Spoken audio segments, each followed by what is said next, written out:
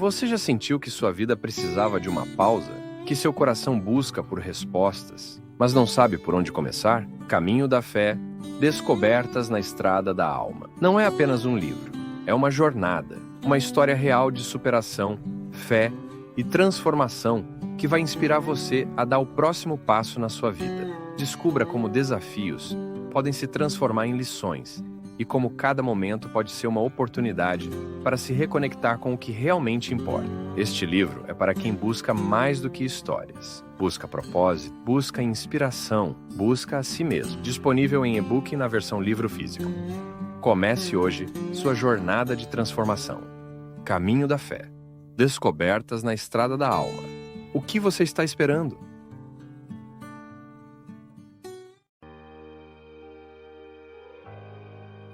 Cada vez mais tenho dificuldade de tomar decisões, me sinto afetivamente muito instável, não acredito muito no amor das pessoas por mim e, naturalmente, tenho dificuldade também de dispensar amor às pessoas.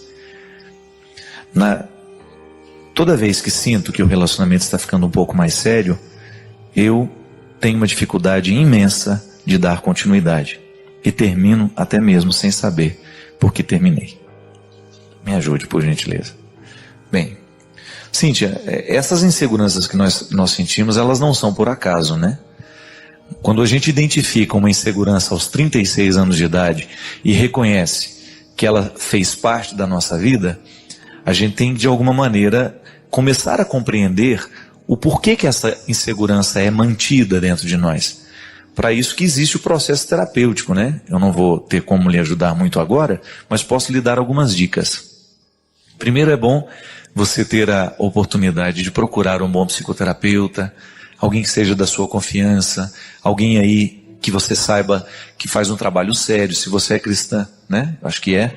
Você procure alguém que trabalhe dentro de uma linha cristã. Nós temos muitos psicoterapeutas que trabalham com muita competência, conciliando a teoria de Freud com teorias diferentes nos dias de hoje, porque não precisa engolir tudo o que Freud disse, né? O bom terapeuta é esse que consegue lidar. Na semana passada nós falamos aqui do Viktor Frankl, né? Que é uma psicologia muito interessante, a psicologia do sentido da vida. É uma abordagem psicológica muito interessante, que é a logoterapia. Tem também uma série de possibilidades que hoje você pode procurar, descubra qual é a linha que aquele psicoterapeuta exerce e você descobre alguém. O que é interessante agora não é só para a Cíntia, e sobretudo para quem é pai e mãe nos dias de hoje, né? É que essas inseguranças, gente, elas estão diretamente ligadas à primeira fase da nossa vida. É interessante, tá? Tem uma perspectiva na psicologia de Freud que diz que quando uma criança ela vem ao mundo, ela vai fazendo aos poucos o processo de diferenciação. Mas quando, e Freud diz que isso é a primeira fase da vida, até os 6 meses de idade, né? Ele diz que a criança não tem a capacidade de distinguir-se do outro. Ele não sabe que ele é uma pessoa. Ele acha que ele é a mãe. A ligação que ele tem, e isso Freud chama de união total, né? Que é esta íntima relação, é a relação mais completa que nós já podemos fazer na vida. É a relação mãe-filho. O pai fica com déficit porque não é ele que gestou, não é ele que trouxe dentro da barriga. Mas esta união total, ela é quebrada por causa das situações da vida. Uma criança, por exemplo, quando ela é retirada da mãe, hoje não, os partos, né, os processos de maternidade são todos assim, fazem de tudo para a criança já ficar com a mãe desde o momento em que nasce. Isso é sabedoria, isso é evolução da psicologia, ajudando a ciência a compreender tudo isso. Porque no momento em que nós somos separados da nossa mãe, sobretudo até os 6 meses, que é quando começa essa capacidade de diferenciar e de você saber que você é um ser separado, até esses 6 meses, as ausências da mãe viram cicatrizes na alma da gente, por causa da compreensão de tempo. É interessante que na filosofia, quando nós vamos estudar o conceito de tempo, é muito vasto, é muito amplo compreender o tempo. Então tá certo, hoje eu, adulto, eu compreendo o tempo. Se você me fala assim, padre, eu vou ter que dar uma saidinha, daqui 1 hora eu volto. e você volta. E eu administrei o tempo. De repente nós trabalhamos juntos, o Christian fala, olha padre, antes de começar o programa, eu tenho que ir lá na minha casa e daqui 15 minutos eu estou de volta. Eu posso compreender, porque o conceito de tempo já está bem assimilado por mim. Eu sou um adulto. Eu lido bem com a categoria de tempo. A criança não, minha gente. Uma criança não sabe, ela não tem a experiência do tempo cronológico como nós temos, administrado, colocado, a gente sabe quanto tempo vai durar, não. Uma criança nessa primeira fase da vida, quando é colocada distante da mãe, é como se ela estivesse negada dela mesma. E é impressionante as cicatrizes que isto causa na alma de uma criança.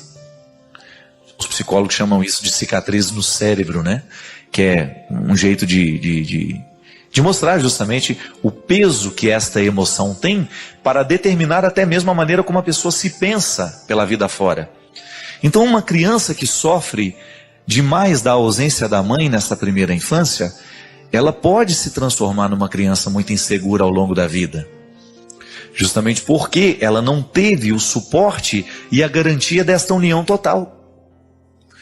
A mãe se ausentou demais da vida daquela criança e ela começou a sentir aquela ausência de uma maneira tão desolada que ela começou a desacreditar dos afetos. É interessante que a gente eu estou fazendo uma leitura, já até terminei, mas eu não me lembro agora o nome do livro, não me recordo, é um livro que trata de psicologia e da educação e estava falando justamente do quanto que dentro dos orfanatos, quando você tem crianças abandonadas, o tanto que essas crianças têm dificuldade de acreditar nas outras pessoas. Porque elas mentiram para elas a vida inteira. Sua mãe vai voltar, sua mãe vai chegar. E ela vive essa ausência terrível da mãe. E essa mãe nunca voltou. E nesse livro mostra o processo terapêutico de muitas crianças e descreve mesmo como cada criança consegue viver essa ausência. Tem uma história muito triste, eu cheguei até a ficar muito emocionado no momento que eu li, que descrevia a história de uma criança, um garoto chamado Bart. E eles diziam assim, que o Bart sofreu tanto com o abandono da mãe, ele foi abandonado com um ano e pouquinho, e que no início o choro dele só era calado no momento em que eles falavam assim, a sua mãe já está chegando. Diz que ele tinha crises de choro terríveis. Então alguém dizia isso. A sua mãe já está chegando. E diz que a expressão dele, diz que as lágrimas cessavam imediatamente. Ele arregalava os olhinhos e começava a olhar para o ambiente. Procurando essa mãe que não chega, né? E como essa mãe nunca voltava, ele perdeu a capacidade de acreditar na frase. A sua mãe está voltando. Então e o Bart foi parando de chorar. Ele deixou de manifestar todos os sentimentos dele, e no livro diz que, aos poucos, ele foi assumindo um comportamento estranho, de ficar alheio ao mundo. Ele foi mergulhando naquela solidão dele, e dizem que ele repetia a mesma frase o tempo todo, a minha mãe vai voltar, a minha mãe vai voltar. No início, gente, dizem que nos primeiros meses, a voz dele, a frase tinha som, ele falava a frase. Diz que ele ficava o dia inteiro no cantinho dele dizendo, a minha mãe vai voltar, a minha mãe vai voltar. E que depois ele perdeu a coragem de dizer isso. Aí diz que você só lia no movimento dos lábios dele. A minha mãe vai voltar, a minha mãe vai voltar. E não voltou. Aí você pode pensar, como é que fica o coração de um garoto que acreditou que a mãe voltaria e ela não voltou nunca? Aí você vai para a psicologia. A psicologia diz que até os 6 meses de idade, nós não somos capazes de nos compreender separados. Eu acho que eu sou minha mãe, que a minha mãe sou eu, e por isso que eu não consigo pensar a minha vida longe dela. E que depois dessa separação, essa capacidade de você diferenciar, de dizer à criança, olha, a mamãe vai voltar. Por isso que você tem que voltar. Para você dar confiança ao seu filho, que quando você fala que você vai voltar, ele acredita na sua volta, porque você voltou. Claro, depois de uma idade, quando ele já compreende a categoria de tempo. Então, Cíntia, às vezes nós sofremos de insegurança, porque justamente os nossos pais não souberam desses detalhes dessa história. Eles não sabiam psicologia. Eles não sabiam que 10 minutos longe de nós podiam custar uma eternidade para nós que não sabemos o que significa o tempo. E que a ausência de uma mãe nesse intervalo de 6 meses, dos 6 primeiros meses, a ausência dessa maternidade, ela é dolorosamente sentida pela criança. Então, porque eu não tenho essa possibilidade de continuar a minha união total com a minha mãe, eu crio uma cicatriz dentro de mim. Então eu fico desconfiado o resto da vida, porque eu não tive a garantia da primeira união. É interessante que a psicologia nos diz também que todos os relacionamentos que nós vamos estabelecendo na vida, isso na psicologia de Freud, você pode não concordar. Freud dizia que todos os desdobramentos afetivos das nossas relações não são outra coisa senão o nosso desejo de voltar à união total. Que em muitos casamentos você vê o marido procurando uma mulher absolutamente igual à mãe dele. Não é assim? Às vezes ele quer casar com uma mulher que seja muito parecida com a mãe, porque inconscientemente ele quer retornar à união total. Gente, é por isso que essa relação de mãe e filho é uma relação muito complexa. A ausência de uma mãe na vida de um filho, ela tem um déficit terrível, terrível. Por isso que você que é pai, você que é mãe, você precisa tomar muito cuidado na maneira como você se porta diante dos seus filhos. Qual é o tanto que você se dá, qual é o tanto que você se nega.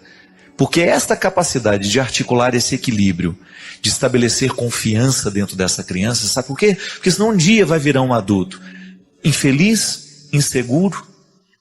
Quando a criança sofre de muita restrição, por exemplo, ela fica um adulto medroso. Criança que passa fome na infância, por exemplo, é um adulto egoísta. Ele tem medo de que vai faltar, porque quando ele era criança faltava. Mãe que super protege, que não deixa a criança viver, que não deixa a criança dar os primeiros passos, que não deixa a criança engatinhar, vai ser uma criança, vai ser um adulto que depois vai ter medo de enfrentar as dificuldades da vida. Então, a minha professora de psicologia, a Udi, lá de Brusque, foi uma das mulheres que mais teve influência sobre mim. A inteligência daquela mulher, a capacidade que ela tinha de nos ensinar psicologia, e o mais bonito, de nos fazer apaixonar pela psicologia, era impressionante. E a Udi sempre dizia isso nas aulas dela. Sempre que você estiver diante de um ser humano em conflito, saiba que ele está agindo de acordo com a história que teve. Ninguém é por acaso. Não há ser humano nessa vida incoerente. A insegurança de hoje está muitas vezes associada às inseguranças da primeira infância. Por isso, casou, ninguém te obrigou a casar. Ficou mãe, ninguém te obrigou a ser mãe. Exerce essa maternidade, por isso que o tempo de maternidade são 6 meses, não são? Licença de maternidade? Justamente, já está em torno do ensinamento da psicologia. Mas aí a mulher tira 6 meses, ela vai passear, vai para o shopping, fica com a babá, a criança. Não pode, criatura. Fazer filho é igual construir casa. Se você não lança bem as bases desse fundamento, depois cai, quebra, não serve para nada depois. Destrói inteiro. Por quê? Porque faltou a estrutura. A sabedoria está aí no mundo animal, gente. Você já viu cachorra que deu à luz, que pariu, sair para passear com as amigas? Você já viu alguma leoa? Eu vou dar uma volta pela selva, estou muito angustiada. O leão não tá me tratando como eu preciso. Não é? Nunca vi uma girafa passeando pela selva, angustiada, deprimida, largando a cria dela num canto. Não. O animal fica grudado e ai de quem chega perto. O instinto animal mostra como tem que ser a vida. Enquanto aqueles pititinhos não estão prontos para serem deixados sozinhos, a mãe não abandona. Agora, o problema é que a vida animal, ela é perfeita. O instinto é perfeito. A não ser que tenha algum problema que a mãe rejeite a cria. Aí depois vem uma galinha e adota uma minhoca, né? Já viu isso? Essa solidariedade no mundo animal, né? A galinha vai para comer a minhoca e percebe que é uma minhoca abandonada. Não vou te comer, eu vou cuidar de você, porque você hoje está abandonada. Então essa solidariedade do mundo animal tem que nos ensinar. Você que é mãe, pelo amor de Deus, não negligencie esta sua responsabilidade. Volto a dizer, eu já falei isso aqui várias vezes. Maternidade e paternidade não é apenas exercício de função biológica, não é só parir, não é só fazer o filho. É depois você se comprometer com todo o processo da criança. Apesar do meu pecado, apesar da minha fraqueza, eu tudo posso naquele que me fortalece. Todas as fraquezas de Adão estão presentes dentro de mim, eu as reconheço no meu dia a dia. Sou ciumento, sou possessivo, sou egoísta, sou mentiroso, sou desonesto. Não é assim? Sem nenhuma hipocrisia, todos nós humanos não podemos dizer que em algum momento da nossa vida nós somos isso? Sem medo de errar. Você também já mentiu, você também já foi desonesto, você também já foi fofoqueiro.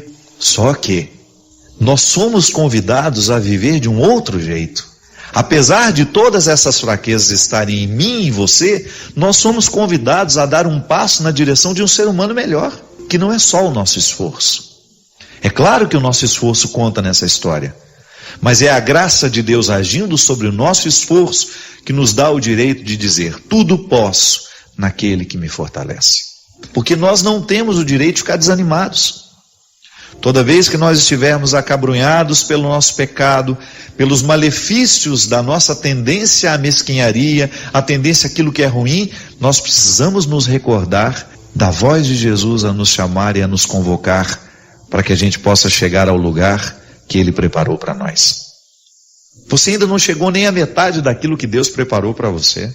Eu não vou aceitar o fracasso como definitivo. Vou até passar por ele. Porque sou filho de Adão, eu ainda tenho as marcas do pecado em mim, então é natural que eu venha fracassar.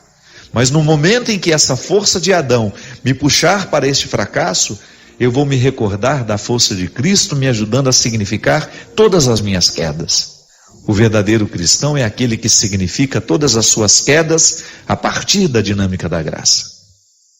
Eu posso até cair, eu posso até vacilar, mas vai ser apenas uma oportunidade para um recomeço.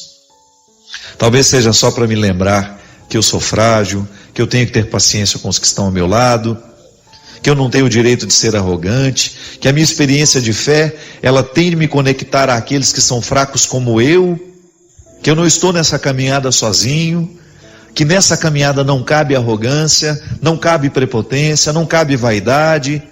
Aliás, a vaidade espiritual é a pior que nós podemos ter na vida.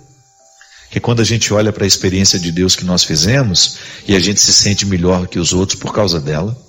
Toda vez que eu posso naquele que me fortalece, eu tenho que poder com humildade. Esse posso aqui não é nariz empinado, não. Esse tudo posso aqui é um tudo posso totalmente radicalizado na simplicidade, na humildade. Esse tudo posso é muito diferente daquele que tem o poder e que se sente poderoso por isso, que se sente especial pelo poder que tem. Então, ao dizer tudo posso naquele que me fortalece, eu tenho que naturalmente me recordar de que a simplicidade é que me move nesse poder. E que é o serviço que me faz cada vez mais poderoso. Eu tudo posso, mas eu tenho tudo poder com simplicidade, com humildade. E assim a gente vai buscando esse lugar que Deus preparou para nós. Esse lugar de excelência, né? Esse lugar onde nós teremos a oportunidade de desfrutar o conforto de ser quem a gente é. O conforto de ser quem a gente é. Às vezes a gente passa uma vida inteira para encontrar o lugar da gente no mundo. Às vezes a gente passa muito tempo investindo em sonhos, em projetos, estudando isso, estudando aquilo, tudo porque a gente só quer isso. A gente gostaria de chegar no momento da nossa vida e poder dizer: encontrei o meu lugar no mundo. Estou feliz sendo quem eu sou. Pode até você pode até ter variações, mas você sabe que você está no lugar certo. É isso que Deus faz com a gente. Quanto mais nós permitimos que Ele entre na nossa vida, maior é a clareza que Ele vai nos dando de estarmos ou não no lugar certo. E esse tudo posso, esse poder de Deus em nós, vai nos movendo para a conquista deste lugar. É como se você estivesse reforçando todo o seu sistema imunológico para você poder enfrentar todas as adversidades da vida, todas as dificuldades que são próprias da vida, para que você chegue ao lugar que Deus preparou para você. A gente encontra muita gente infeliz na vida. O que é a infelicidade? É aquela sensação de estar desperdiçando a vida do jeito errado. Muita gente assim. Por quê? Não sei, talvez pela pressa de escolher, e às vezes nem sempre escolhemos com sabedoria, por faltar profundidade na nossa maneira de olhar para a vida, por nos faltar reflexão. Muitos erros a gente comete porque nos falta reflexão. O fato é que existem muitas pessoas hoje infelizes, precisando de remédio para dormir, para acordar, para comer, para isso, para aquilo. Muitas pessoas insatisfeitas com a vida que estão levando, machucadas demais, que não estão vivendo o conforto de dizer: eu estou no lugar certo. Encontro muita gente que não está podendo dizer que já encontrou o seu lugar no mundo. Nós que somos cristãos acreditamos que o nosso lugar no mundo é aquele que Deus preparou para nós. Quando você olha para um jovem que está drogado, definitivamente não é o lugar que Deus preparou para aquela pessoa. Quando você vê alguém destruindo a vida com o álcool, não podemos acreditar que Deus tenha preparado aquela pessoa, tenha tecido aquela pessoa no ventre de uma mulher, para que depois ela desperdiçasse a vida dela com o vício do álcool, que morresse antes da hora, que matasse outras pessoas antes da hora também. A infelicidade é sim, ela pode ser um sinalizador de que nós não estamos no lugar que Deus gostaria que nós estivéssemos. É por isso que a gente sempre precisa levar muito a sério a insatisfação. Eu sempre gosto de levar a sério as insatisfações do meu coração, porque Deus me mostra muitas coisas através dessas insatisfações. Quando eu me sinto inadequado, quando eu sinto que alguma coisa está desconfortável para mim, eu preciso prestar atenção nesse desconforto, porque às vezes é a partir dele que eu reencontro o meu caminho, ou que eu começo a caminhar na direção de uma estrada que eu sei que é minha, de um lugar que eu sei que é meu, porque todo esforço vale a pena, minha gente. Todo esforço sempre vale a pena, desde que ele nos leve ao lugar que nos foi preparado. Se eu tenho que caminhar 1000 quilômetros na direção de um lugar que eu quero chegar, que ótimo, eu vou tolerar os 1000 quilômetros. Agora, se eu tiver que caminhar 100 quilômetros na direção de um destino que eu sei que não é o que eu quero, vai ser muito mais penoso. É aí que você pode ver se há felicidade no seu processo de busca, porque a estrada também é um lugar. Quando a gente vai viajar, quando a gente prepara férias, até o deslocamento já é satisfação, não é? É bom ir, desde que você esteja indo para o lugar certo. Se você não está indo contrariado, se você fez a escolha correta, se você estudou bem o lugar do seu descanso, então você vai com uma disposição muito maior. Na vida é a mesma coisa. Se eu estou colocando o meu empenho na direção de uma estrada que não é minha, de um destino que não é meu, é claro que a infelicidade vai se manifestar. Por isso que você precisa abrir bem os olhos para identificar se você está satisfeito sendo quem você é. Se está valendo a pena andar na estrada que você escolheu andar. E nunca é tarde para mudar, viu?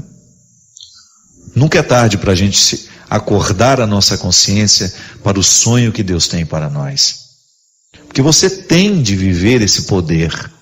Volto a dizer, não é o poder da arrogância. O poder de Deus na nossa vida é esse que nos fortalece e que nos dá o direito de dizer que nós tudo podemos naquele que nos fortalece. É o poder da simplicidade, da humildade, do desprendimento, da pureza de coração. Deus fica grandioso no coração que é puro. Irmã Dulce, uma baiana, né, uma mulher que fez uma revolução lá, naquele lugar onde ela viveu, com as pessoas com quem ela conviveu. Que mulher grandiosa, sem nunca ter sido arrogante, usando sempre a mesma roupa, tendo sempre o mesmo aspecto. Sempre apresentou uma novidade ao mundo. Por quê? Qual era a novidade que ela trazia? Era a roupa nova que ela usava? Não. Era o cabelo novo que ela apresentava para a mídia? Não. O que Irmã Dulce apresentava de novo ao mundo era um coração incansável, uma capacidade de amar os pobres incansável, uma capacidade de apresentar Jesus de maneira concreta, uma capacidade imensa de polvilhar o chão por onde passava com as palavras de Jesus e de convencer aqueles que estavam perto dela de fazerem o mesmo. Teresa de Calcutá, que mulher grandiosa, uma alma onde não cabia um dedo de arrogância, uma mulher que você nunca viu gritando desaforo para ninguém. Ela foi profética com a sua simplicidade, com o seu amor, com a sua generosidade. Essa mulher é revolucionária. Essa mulher soube viver o poder que Deus lhe deu. Ela tudo pôde naquele que lhe fortaleceu. Sem arrogância, sem muitos alardes, ela fez a revolução. E continua fazendo através daqueles que a seguiram. Porque o carisma não morre. É impressionante, onde Deus age de verdade no coração de uma pessoa, aquele carisma não morre. Sabe por quê? Não coube nele. Uma alma mística não cabe em si. Um coração verdadeiramente convertido ao Evangelho não vive sozinho. Ele jamais vai querer se vangloriar daquilo que fez. Ele vai dividir a responsabilidade de que esse carisma não morra. Isso é um sinal de que Deus está aqui. É quando Ele não amarra tudo nele. É quando Ele quer que cresça através dos outros. Ele não quer que o Evangelho pare. Isso é alma mística, isso é alma grandiosa. E nós precisamos aprender o tempo todo. Porque eu, você, nós aí nas nossas paróquias, como nós somos mesquinhos, como nós queremos amarrar as coisas em nós. Nós precisamos pensar que o outro é o nosso companheiro de viagem. Deus nos ajuda a poder através dele. Por isso que é tão bom você ter pessoas competentes ao seu lado, aí na sua comunidade. Não fique com inveja não, fique orgulhoso. Saber que Deus suscita gente mais competente que você. Eu fico muito feliz quando eu vejo um pregador muito mais competente do que eu. Porque ali Deus está agindo.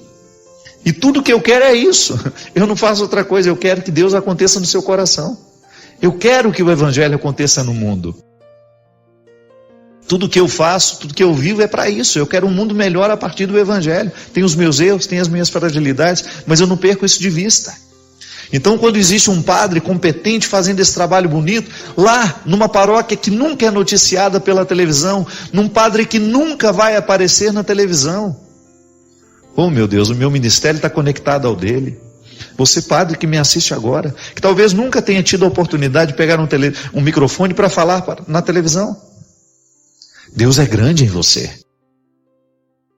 E toda vez que você convence um coração de que ele tudo pode naquele que o fortalece, nós estamos unidos.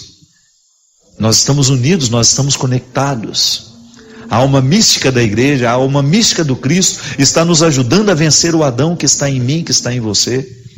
Quando você, feliz pelo resultado alcançado, não se vangloria, mas deita a sua cabeça no travesseiro, feliz, satisfeito, saber que a missão está sendo cumprida, e você renova dentro do seu coração o compromisso de amanhã fazer ainda mais um esforço para que o Evangelho aconteça no coração do mundo. É aí o poder de Deus, o lugar, esse lugar privilegiado, o coração de Deus, acontece de maneira muito natural em nós e através de nós. Então podemos experimentar o poder que não nos deixam grandiosos, o poder que não nos deixa grandiosos, mas o poder que nos simplifica, o poder que nos aproxima, o poder que nos torna partícipes de um mesmo mistério, o poder que nos torna irmãos. É tão significativo o que é surdo voltar a ouvir. A surdez é para aquele que tem. Aliás, eu ouvi outro dia uma pessoa dizendo que a surdez ainda é pior que a cegueira. Porque a cegueira me afasta do mundo, a surdez me afasta das pessoas. Quando eu estou cego, eu deixo de ver o mundo. Quando eu estou surdo, eu deixo de estar com as pessoas. Isso deve provocar uma solidão muito grande, né? Então, ser curado da surdez é ser devolvido às pessoas. Mas a gente poderia pensar, mas eu não tenho essa surdez física, eu não tenho necessidade de ser curado. essa surdez física. Ah, mas eu tenho aquela surdez que me afasta das pessoas porque eu perdi a capacidade de ouvir. A escutatória, né? E é interessante porque quando eu não sei ouvir, eu provoco no outro naturalmente uma indisposição para me ouvir também. Quando Jesus devolve ao homem essa capacidade de ouvir, Ele está devolvendo ele às pessoas. Isso é muito interessante de identificar. Aquilo que o apartava e o que o dificultava de estar com os outros, de ter relações qualificadas. Quando eu digo relações qualificadas, são relacionamentos que nos fazem bem, que nos fazem crescer. Porque a salvação nos chega pelo ouvido. Sabia disso? Pela palavra que nos transforma. Rubem Alves dizia isso, que ele via tantas propagandas de cursos de oratória para ensinar as pessoas a falarem, curso para ensinar a falar, para falar em público, para ter uma boa retórica, para saber argumentar, mas ele desconhecia um curso de escutatória, que era justamente nos ensinar a ouvir. Quando a gente perde a capacidade de ouvir o outro, quando a gente perde a disposição de ouvir o outro, nós comprometemos muito os nossos relacionamentos. Boa parte dos conflitos que a gente enfrenta em casa é porque a gente desaprendeu de ouvir. E quando eu digo ouvir, minha gente, é criar a ambiência, a disposição para que aquilo que precisa ser dito seja dito. Porque às vezes a gente até diz, mas do jeito errado. Dizemos aos gritos o que deveria ser dito, com paciência, com tranquilidade, com serenidade. E por isso não resolvemos as questões. E sabe, minha gente, a palavra é que transforma a nossa vida. Deus criou o mundo por meio da palavra e Ele continua transformando o mundo por meio da palavra. E nós que acreditamos em Jesus, somos recriados e transformados a partir da sua palavra. Ele fez isso na vida de muitos. E Deus nos salva através das palavras das pessoas bem intencionadas que nos amam. Mas se a gente não escuta essas pessoas, como é que eu vou usufruir do benefício salvífico que me chega pela palavra do outro? Eu sempre penso isso. Quando eu dou um testemunho daquilo que Deus fez na minha vida, eu ofereço um caminho para que o outro também caminhe e faça uma experiência semelhante. Nunca é a mesma. A experiência nunca é a mesma. Porque o Deus que acontece em mim, o que Deus faz em mim, Ele vai fazer a partir do que eu sou. Quando Deus acontece em você, Ele vai acontecer a partir do que você é. Então as nossas experiências serão diferentes porque nós somos diferentes. Embora Deus seja o mesmo. É que eu tenho necessidades diferentes. E Deus vai agir de acordo com as minhas necessidades. Por que eu sinto o desejo de ser melhor quando tomo um contato com a palavra de Deus? Porque aqui eu já tenho a força do Espírito agindo em mim. Sobretudo no Evangelho, quando nós proclamamos na missa, é a presença real de Jesus. É a presença real. Ainda outro dia, durante um retiro que eu pregava, eu refletia sobre a seriedade disso. Deus nos chegando por meio da presença real de seu Filho, através da palavra. É interessante porque nós estamos numa época, num tempo, onde nós estamos muito indispostos a ouvir. Queremos falar. Falamos muito. Às vezes ouvimos pouco. E porque ouvimos pouco, perdemos a oportunidade de encaminhar soluções, ou até mesmo de corrigir algumas arestas entre nós. Estou surdo. Não estou sendo capaz de perceber a voz que me orienta. Não estou sendo capaz de decodificar a voz de Deus que fala pela voz humana. Deus nos chega pela palavra daquele que nos ama. Deus nos chega através daquele conselho que nos convida. E como é que você sabe que é uma palavra de alguém que vai salvar? Quando você percebe que existe uma coerência naquilo que o outro está dizendo. Porque às vezes o que nos irrita não é que o outro nos falou a verdade. É que nós não queremos assumir que o outro nos falou a verdade. E às vezes há pessoas que estão há um longo tempo tentando nos dizer, tentando nos falar, e nós não criamos a disposição interior, ou até mesmo exterior. Porque dependendo da cara que a gente faz para o outro, ele sabe exatamente que não pode dizer nada para nós. E aí nós vamos ficando surdos, embora tenhamos a capacidade de ouvir. Embora tenhamos a capacidade de ouvir, nós continuamos surdos. Ou então é aquela surdez que o outro nos diz a verdade, o outro diz tudo que nós precisamos ouvir para melhorar, para mudar de vida, e nós interpretamos aquilo como uma afronta, como um desaforo. Não está sabendo ouvir. Isso acontece dentro da nossa casa também. Às vezes nós filhos criamos uma antipatia pelo que o pai está dizendo, pelo que a mãe está dizendo, pelo que o irmão diz. Então a gente fica com essa surdez. A palavra do outro, por mais honesta que seja, por mais assertiva, nos cai como se fosse desnecessária.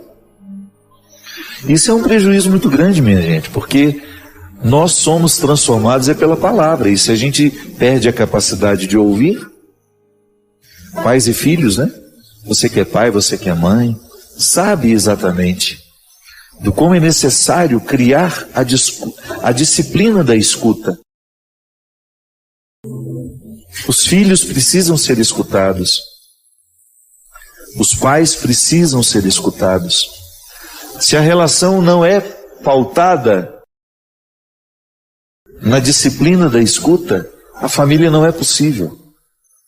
E há uma consonância muito interessante. A sabedoria passa pela nossa capacidade de ouvir e também pela nossa capacidade de dizer. O dizer é muito precioso. Eu tenho muito respeito por aquilo que eu digo. Tenho muito respeito pela palavra que eu proclamo, sobretudo aqui neste espaço. Porque eu sei que as pessoas estão ouvindo. E sei também que algumas pessoas se utilizam daquilo que está sendo dito aqui para depois passarem adiante. É uma responsabilidade. Quantas vezes as pessoas que são responsáveis pela nossa formação tentam nos dizer, tentam nos alertar daquilo que está sendo perigoso para nós, e nós temos um filtro aqui, que não permite a palavra cair dentro do nosso coração. Você já tem uma antipatia daquela pessoa, você já criou uma antipatia por tudo que ela diz, então você não escuta o que ela diz. Então a gente escuta, fica irritado com o que o outro nos diz, não é porque ele não tinha razão, não. É porque ele estava coberto de razão, nós sabemos disso, mas não queremos assumir que ele tinha razão no que disse. Então, a nossa surdez também se manifesta aí. Eu ouvi perfeitamente, o outro teve condições de me dizer o que precisava dizer, e eu não considerei a verdade do que ele me dizia. Eu não percebi que aquelas palavras poderiam me ajudar a superar o que eu preciso superar. Ouvi com indisposição, ouvi com preguiça, ouvi achando que o outro está dizendo só para me encher o saco, só para me perturbar. Surdez. Quando eu estou surdo por causa do meu estilo de vida, nem mesmo aquilo que eu leio me toca. Estou tão agitado, estou com uma vida tão corrida, que não tenho a feliz oportunidade de ser tocado pelas palavras. Então, eu sei que muitos de nós muitos precisam viver a cura, a dinâmica da cura, da surdez e da fala.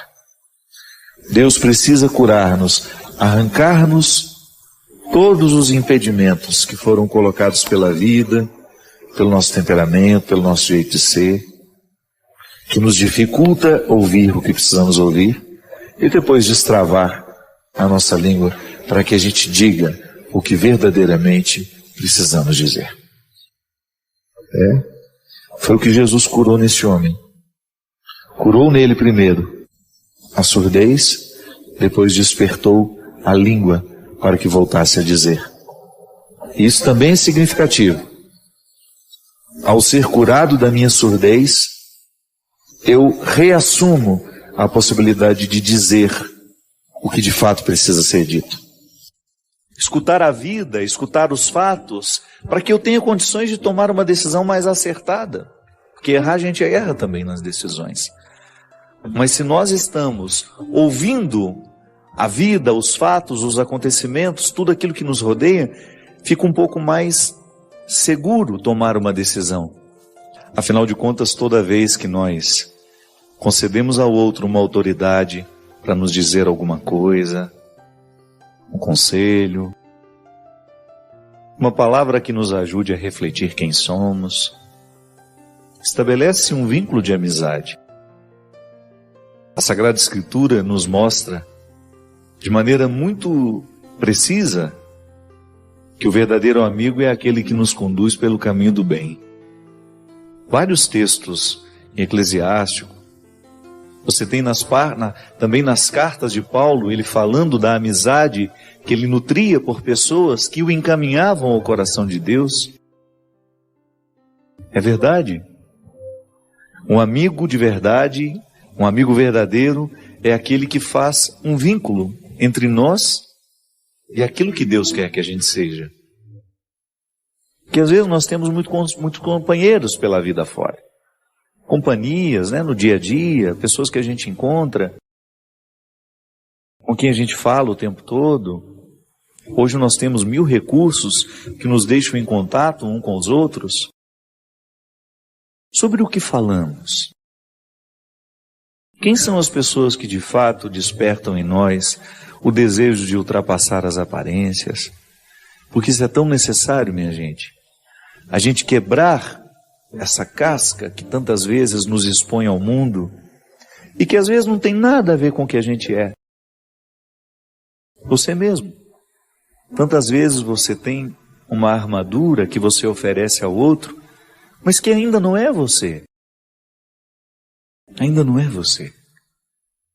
É apenas uma margem do que você é.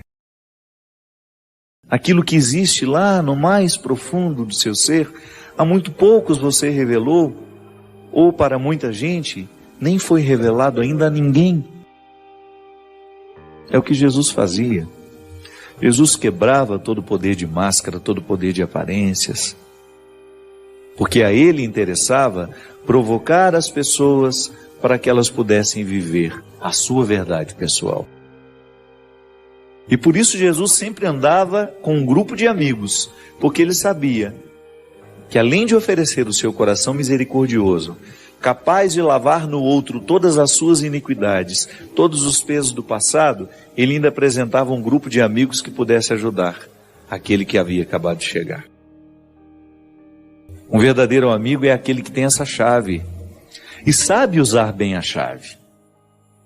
Que se você hoje tivesse que perguntar-se quais são as pessoas que de fato exercem este poder de autoridade sobre você, a quem você escuta? A quem você obedece? Não no sentido de acatar a ordem, mas de ouvir com o outro. Porque obediência é isso. É a gente ter a oportunidade de ouvir acompanhado. A obediência é um direito, não é um dever. Eu não tenho a obrigação e o dever de ser obediente. Eu tenho o direito, é positivo. Eu ouvir com alguém sobre a minha vida. Eu discutir com alguém as decisões mais difíceis que eu preciso tomar. Ter um ouvido que ouve comigo e que me ajuda a chegar a uma decisão que me seja mais precisa, mais saudável. Isso é obediência. Eu exercer ao lado de uma outra pessoa a escuta. A amizade é um processo que nos enriquece muito. Porque nós temos a oportunidade de ouvir com o outro aquilo que nem sempre nós sabemos ouvir sozinhos. O outro nos ajuda a decodificar a realidade, a situação. E às vezes nós somos tão perdidos na vida porque nos falta ouvir o que a própria vida está nos dizendo. Apressados demais, correndo muito, com tantos afazeres, com tantas urgências, nos falta essa delicadeza de parar, de ouvir com aqueles que nos amam, ou até mesmo a coragem de refletir a nossa vida acompanhados. Que a gente precisa refletir sozinhos, isso aí é o tempo todo. Toda vez que eu estou sozinho, de alguma maneira, a minha vida passa pela minha cabeça, as minhas escolhas. Agora, a partir do momento que eu encontro um amigo e eu dispenso a oportunidade de conversar futilidades, e eu sinto que tenho a oportunidade de conversar alguma coisa que me faça chegar a essa profundidade que eu preciso, para poder ouvir o que de fato preciso ouvir, para enxergar o que de fato preciso enxergar. Aí vale a pergunta: quem são as pessoas que quebram a nossa superficialidade? Com quem a gente tem coragem de falar sobre aquilo que é mais escondido em nós? Pode parecer estranho isso, né? Por que a gente não tem contato naturalmente com a gente? Por que tantos vivem alheios a si mesmos? Porque nós precisamos de pessoas que nos ajudem a abrir as portas, que nos dão acesso à nossa verdade pessoal. Então sim, eu vivo diariamente o meu autoconhecimento, mas existem pessoas que participam ativamente dessa conquista, deste conhecimento. São os verdadeiros amigos, que a Sagrada Escritura diz que esses amigos que são tementes a Deus, eles têm um acesso superior ao nosso coração que todos aqueles que não são. Por quê? Porque só eles são capazes de fazer com que a gente se aproxime de quem de fato precisamos ser. O bom amigo é aquele que nos antecipa o futuro, que nos faz ver aquilo que sozinhos a gente ainda não consegue ver. É aquele que nos concede a palavra conselheira. O que é a palavra conselheira? Não é aquele conselho fiado que a gente escuta, não, é quando você identifica que aquela palavra que está sendo dita, de fato, tem uma conexão com a sua realidade. Porque é assim. Nesse mundo de tantas aparências, nós vestimos uma armadura de acordo com a situação. Você tantas vezes já se percebeu assim? Usando máscaras de acordo com a situação? E isso não é viver. A gente perde tempo demais com essas armaduras, com essas máscaras, e o nosso eu, de fato, que precisa vir à tona, que precisa ser oferecido para que a gente se sinta bem, porque é uma questão de realização humana. Se eu ofereço ao outro apenas a minha caricatura, apenas a minha armadura, apenas a minha realidade aparente, eu perco a oportunidade de me realizar. Porque a realização humana pede uma entrega de tudo aquilo que a gente tem de mais verdadeiro e profundo. E como isso nos empobrece? A gente não ter a oportunidade de se revelar com profundidade, com verdade a alguém, da mesma maneira como aquelas pessoas que Jesus encontrava, ficavam profundamente encorajadas por ele. E então o olhar, a palavra de Jesus, tinha um poder de fazer cair por terra aquela armadura que as pessoas apresentavam. Às vezes eu fico me perguntando, quem é que tem autoridade sobre mim? Eu não falo dessa autoridade que na vida religiosa nós temos e que nós obedecemos, no meu caso o bispo, no caso do religioso o superior dela, da irmã, do irmão, do padre que também é religioso, o superior que te dá ordens no trabalho, que de alguma maneira lhe ajuda a pensar a vida. Não. Eu estou falando daquela autoridade interior, a quem o seu coração escuta, quem de fato lhe ajuda a decidir a vida que você vive. É uma autoridade muito mais profunda. É claro que essas pessoas que eu disse, se exercem um papel positivo na nossa vida, também exercerão, neste contexto dessa autoridade mais profunda, que nós também podemos chamar de consciência, aquele que atinge o nosso coração no que temos de mais profundo, que é onde a gente é capaz de pensar quem nós somos, os erros que cometemos e, sobretudo, as escolhas que nós fazemos. Sim, e quando nós estamos rodeados de pessoas que querem o nosso melhor, aí sim, podemos ir longe. Podemos ir longe. Quando a gente encontra alguém que de fato se torna o nosso conselheiro, se torna aquele que tem acesso ao que temos de mais vergonhoso, e mesmo assim é capaz de nos ajudar a significar tudo isso, que nos oferece o amor que a gente precisa e que nos provoca para oferecer também esse amor. Hoje, conversando com uma pessoa amiga, ela me disse: a maior riqueza que nós podemos ter na vida, padre, são amigos. Amigos de verdade nos enriquecem. Talvez você já tenha esbarrado nesta frase muitas vezes.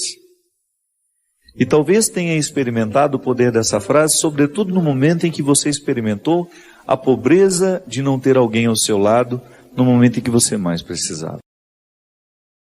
É doído ser só. É doído você ver partir pessoas que significavam tanto na sua história, assim como a Sagrada Escritura nos diz, alguém que te aproximava da sua melhor parte. Por isso é tão doído perder pessoas que nos amam de verdade. É como se o nosso mundo perdesse a sua riqueza, o seu brilho. Porque o bom amigo, ele nos faz experimentar a amizade com tanta profundidade que a gente se torna um bom amigo para o outro que vem depois. Quem nunca teve um bom amigo terá dificuldade de ser amigo para o outro. Que é um aprendizado. É um aprendizado que vai acumulando dentro de nós virtudes, não é? À medida que nós experimentamos uma amizade verdadeira, nós vamos ficando mais virtuosos. A gente vai aprendendo a ouvir. Que é amigo aprende a ouvir. Não só fala, mas aprende a ouvir. Vai exigir de nós paciência, vai exigir de nós temperança, equilíbrio, e assim vamos. Não te aconselhes com o invejoso e de quem tem ciúme de ti, e escondendo os teus planos. Não te aconselhes com uma mulher a respeito de sua rival, nem com um medroso sobre a guerra, nem com um comerciante sobre um negócio, nem com o comprador sobre uma venda, nem com o invejoso sobre um agradecimento, nem com o ímpio sobre a piedade, nem com o desonesto sobre a honestidade, nem com o operário preguiçoso sobre um trabalho, nem com o assalariado por ano sobre o término da tarefa, nem com o servo preguiçoso sobre muito trabalho. A nenhum desses deve procurar para conselho algum. Ao contrário, frequenta quem é temente a Deus. Todo aquele que souberes que observa os mandamentos, cujo ânimo é semelhante ao teu, e que quando titubeares nas trevas, sofrerá contigo. E não duvides do que te aconselha o coração. E quando eu falo de oração, minha gente, compreenda da maneira mais ampla, da oração mais tradicional, até aquela satisfação que o seu coração sente de repente, de saber que você está conectado a Deus. Que Deus faz parte da sua história. Que você o reconhece presente no seu caminho, na sua história. Tudo isso é orar. Viver pode ser uma oração. Desde que você amanheça o dia e se disponha a viver bem, a fazer bem às pessoas que você vai encontrar, a não ser um peso para o outro, a ajudar o mundo a ser melhor. Tudo isso é rezar. Aí veja bem, a nossa oração também tem duas dimensões. Aquela reverência a Deus, eu reconheço Deus como meu Salvador, meu Senhor, a Ele presto louvor, culto. Mas quando me encontro com as pessoas, eu preciso também recordar que o louvor que agrada a Deus é o amor que eu amo. é o perdão que eu concedo, o abraço que eu dou, não é assim? Não é nenhum problema a gente errar um com o outro. Às vezes a gente erra, mas é tão nobre a gente reconhecer, olha, me desculpa, me perdoa. Isso é orar. Isso é louvar a Deus. Não foi Jesus que disse, antes de apresentar a oferenda, vai e reconcilie com seu irmão, com seu amigo que você está meio brigado, né? Com aquele que você já não fala há tanto tempo, com aquele que você guardou rancor, ódio, ressentimento. Porque a vida sempre vai nos oferecer esses dois pilares. É a transcendência e a imanência de Deus. Eu posso elevar os braços para o céu, louvar a Deus, mas eu preciso saber que meus pés continuam presos nesse chão. Não é? A cruz tem a dimensão vertical, mas ela também tem a dimensão horizontal. Se você olhar para o lugar em que Jesus foi crucificado, lá você tem fé no homem, fé em Deus. Um traço nos aponta para o céu, onde nós permitimos que o nosso coração vá sempre, que ele transcenda, que ele saia, né, que ele voe longe, que ele busque a eternidade, mas por outro lado existe um outro traço nos mantendo no horizonte da história. A cruz é essa metáfora. Entre Deus e a humanidade há um ponto de união.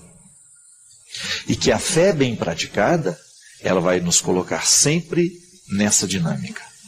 O amor que eu tenho a Deus se manifesta na minha história. É a grande questão que São Tiago apresenta na carta, né? É fé ou é obras? E que durante muito tempo dividiu protestantes e católicos. Protestantes acreditando que a fé é o suficiente para salvar, e outros dizendo que precisa ter as obras. E aí São Tiago propondo de maneira equilibrada os dois caminhos. A minha fé tem que se manifestar em obras muito concretas, porque senão ela fica morta.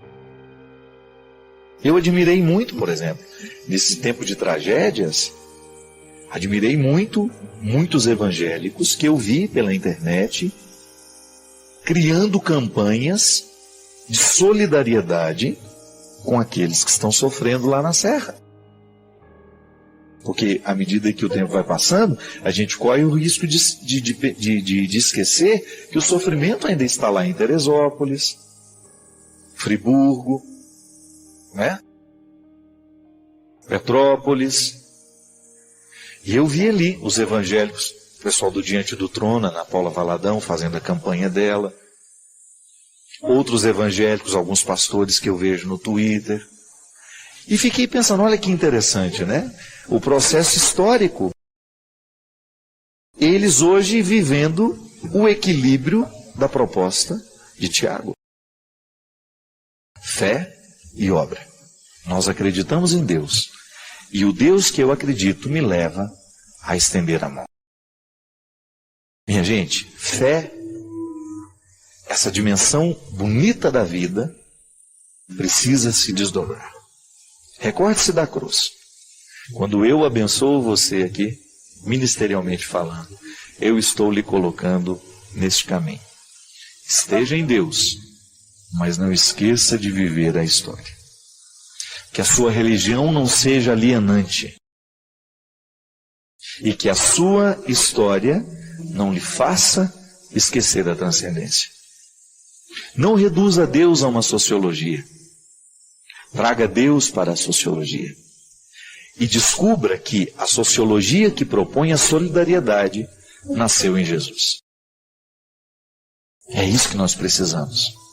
Chega de praticar uma fé que nos desequilibra. Nós precisamos de gente equilibrada.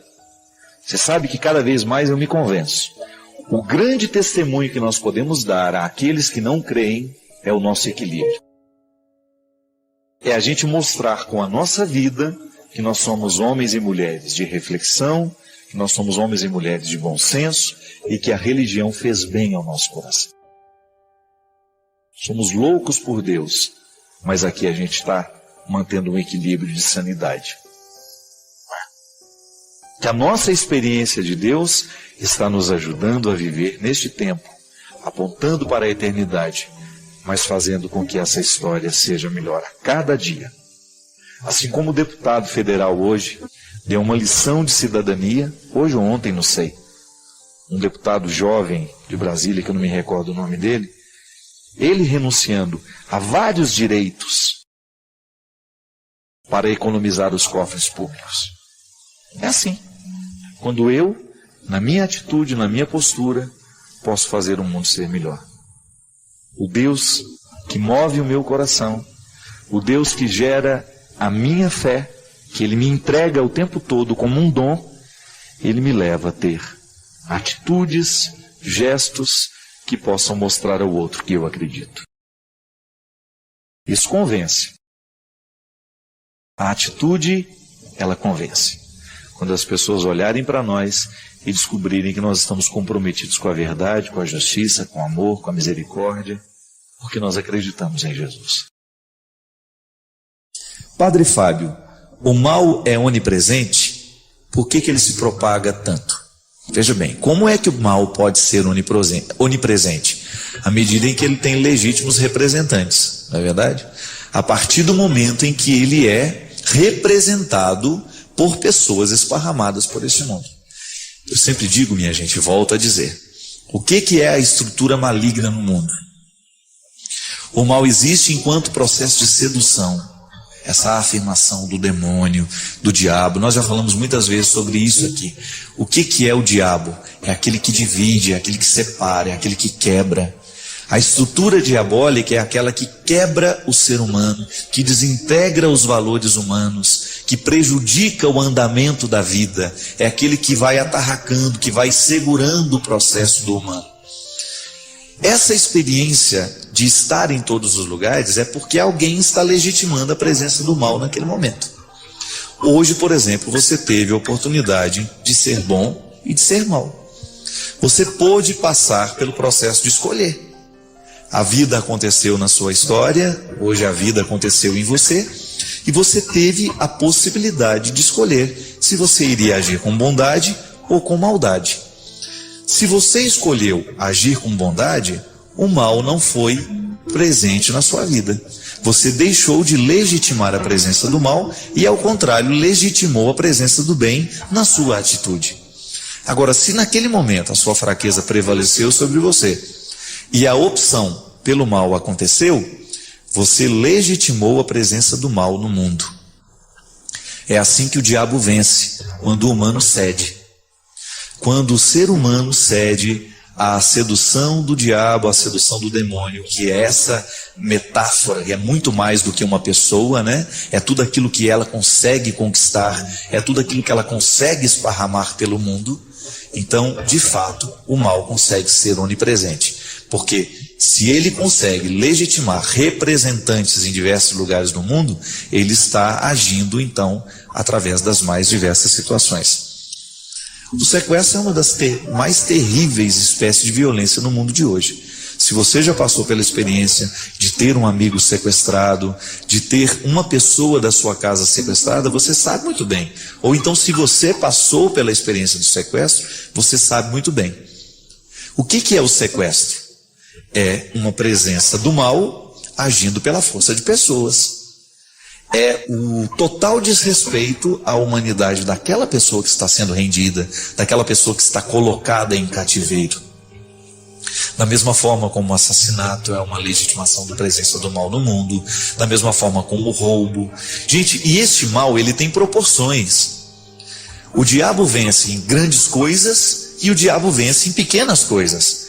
É a gente que escolhe se ele vai vencer ou se ele vai perder. O cristianismo é sempre uma proposta de fazer vencer o bem. O cristianismo é sempre uma proposta de fazer prevalecer no mundo aquilo que é bom, aquilo que provoca o bem na pessoa. Quando nós temos a opção, a possibilidade de escolher, você tem diante de você dois comportamentos, ali está a possibilidade de você fazer vencer a Deus ou fazer vencer o diabo. Basta você escolher bem. Assim como o Deus é onipresente Deus é onipresente e a sua força move todos os corações, mas os corações escolhem se vão deixar serem movidos ou não. Quando eu passo pelo processo de escolher por Deus, então Deus está presente no mundo através de mim. Se você se convence disso também, Deus está presente no mundo através de você. E aí nós vamos esparramando bem pelo mundo, pela vida. É tão bonito isso. A gente descobrir que no nosso comportamento, na nossa atitude, há um espaço para Deus agir. E é também lamentável a gente pensar que no momento em que nós agimos, pode ser que ali o diabo esteja legitimando a sua presença no mundo através de nós. Cada vez mais eu me convenço que o cristianismo acontece nas pequenas coisas. É lamentável que durante muito tempo nós padres tenhamos nos omitido muito nesse discurso, né? Quando a gente se limitou a pregar sobre algumas coisas e a gente deixou de mostrar o quanto que a nossa atitude é responsável por fazer o universo caminhar bem. Esse grande problema que nós temos hoje, os problemas ecológicos, esse caos que o universo está vivendo, os riscos que a humanidade correrá num futuro muito breve, é tudo fruto desta opção que a gente fez pelas coisas erradas.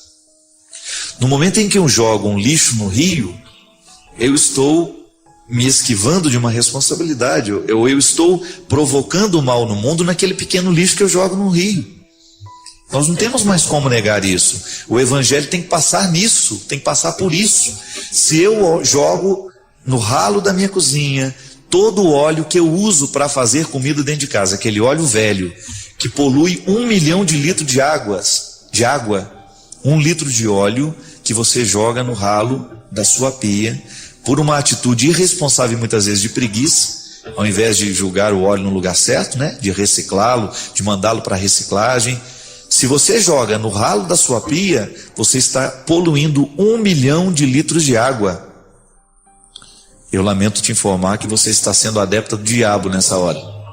Porque o diabo é aquele que põe o rabo sujo em tudo que Deus fez. Não é assim?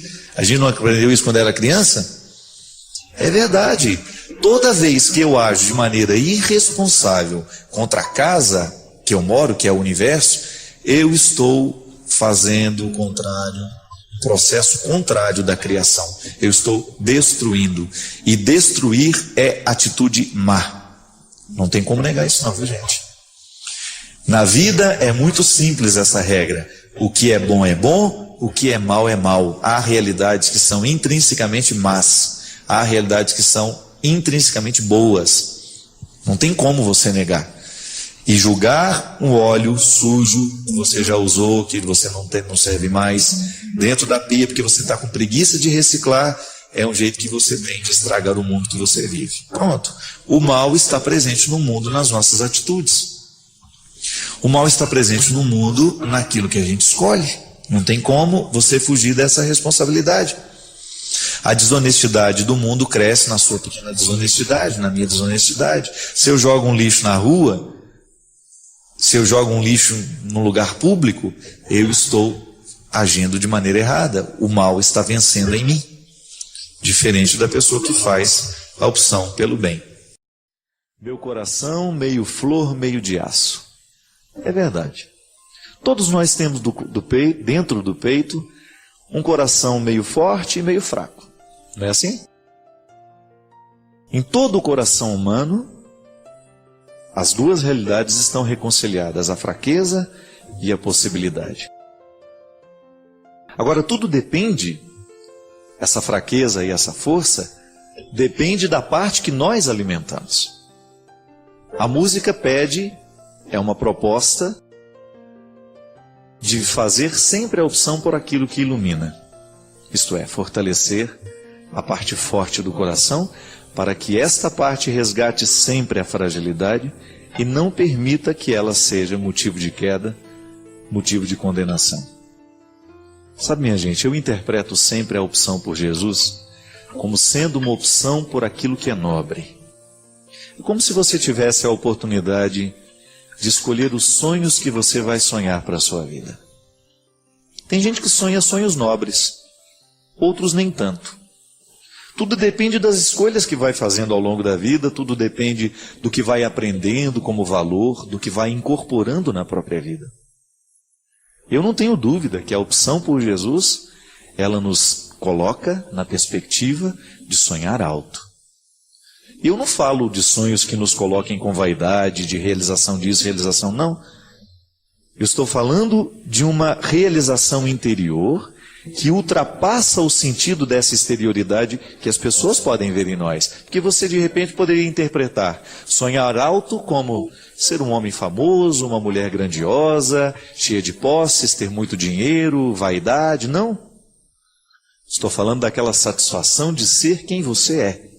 Sonhar alto para ter no coração sentimentos nobres. Ser uma pessoa sensível às necessidades do mundo, ser uma pessoa que agrega à sociedade em que está vivendo. É tão bonito a gente encontrar pelo Brasil afora gente que faz a diferença. É disso que eu estou falando. De vez em quando a vida nos coloca nos subterrâneos. Né? Você já observou que existem sentimentos que nos empurram para baixo? Você já pôde observar que às vezes o seu coração é tomado por algumas mesquinharias humanas que te jogam para baixo? Eu sinto muito isso toda vez quando eu estou arrependido. É interessante isso. O processo do arrependimento no meu coração, ele me faz perceber isso. O quanto que a minha atitude me levou para baixo. E por isso eu me sinto tão arrependido. Porque eu sou um homem cheio de defeitos. Mas eu não gosto de perder isso de vista. Eu quero buscar as coisas do alto. Eu quero ser amigo das coisas de Deus. Eu quero ser um parceiro daquilo que dá certo, daquilo que eleva, daquilo que constrói. Se eu não posso fazer bem, se eu não vivo para fazer o bem, o que vai me restar? Ou eu serei um neutro, ou eu serei alguém que faz o mal. E eu não sei se existe realização humana nessas duas situações. Ficar neutro, não alterar nem diminuir, ou viver para fazer parceria com aquilo que é a cultura do subterrâneo, daquilo que é escuro, daquilo que joga para baixo, daquilo que danifica, daquilo que infelicita. Não. Não creio que a gente precise desperdiçar a nossa vida fazendo parceria com aquilo que nos empurra para baixo. E como é que a gente faz parceria com essas coisas? Quando a gente permite que o nosso coração se transforme num território para o desenvolvimento disso. Eu me recordo que quando eu estava na escola, lá no primeiro ano de primário, né? Primeiro ano primário do ensino fundamental, a nossa professora nos ensinou a plantar feijões. E a gente plantava o feijão no algodão, não era? Você deve ter passado por essa experiência também, né? A gente tinha um pirezinho que a gente levava de casa. A professora Cidinha Zazu está aqui, rindo, lembrando disso. Deve ter feito muito isso com os alunos. A gente colocava naquele pires um algodão, a gente molhava aquele algodão e escondia no algodão uma semente, um feijão, que já é a semente, né? E os nossos olhos curiosos, todos os dias, ficavam observando. Nós tínhamos um momento da nossa aula, que a dona Rosângela nos levava para ver a situação do feijão. Nos primeiros dias nada acontecia. No primeiro dia, no segundo, nada acontecia. Mas de repente surge do meio do algodãozinho, e a gente tinha a missão de manter aquele algodão sempre úmido, de repente surge um raminho verde. E aí nós vimos todo o processo do crescimento do feijão no meio daquele algodão embebido, umedecido. Sabe o que eu acho interessante? Nessas lições pequenas que a vida nos deu através das escolas, nessas lições pequenas que os nossos olhos puderam presenciar porque alguém um dia teve a sensibilidade de nos mostrar o processo da vida, a gente descobre que tudo que a gente quiser que cresça, a gente tem que plantar e cultivar. Não bastava jogar o feijão no algodão. Era preciso ter o cuidado diário de molhar, de permitir que ele tivesse uma umidade para que aquela semente pudesse frutificar. É assim, minha gente. A vida espiritual é como plantar o feijãozinho no algodão. O feijão, ele nos lembra proteína, força, vitalidade, né? Você deve ter escutado muito da sua mãe, né? Se não comer arroz com feijão, vai ficar magrelo o resto da vida. E a gente tinha um medo de ficar magrelo, né? A gente tinha um pavor de ficar magrelinho, não era? Ou não? Você tinha medo de ficar magrelo?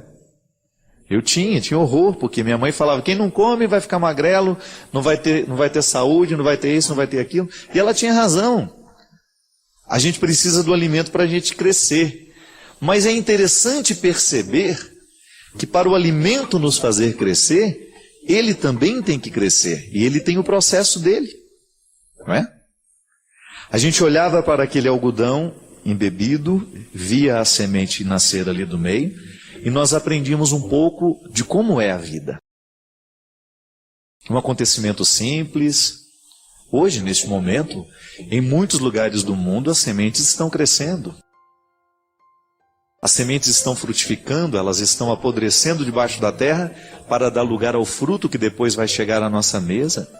Por isso que eu tenho um profundo respeito aos agricultores, aos homens e mulheres que cultivam a terra para que nós tenhamos o alimento. Quando ele chega lá na feira para que a gente possa comprar, meu Deus, quantas pessoas precisaram acordar cedo durante meses consecutivos, levantando, tirando a geada, jogando a água antes que o sol possa secar, por causa daquele gelo que fica em cima. Muita gente cuidou para que a vida chegasse até nós. E aí a gente descobre que o nosso processo humano é a mesma coisa.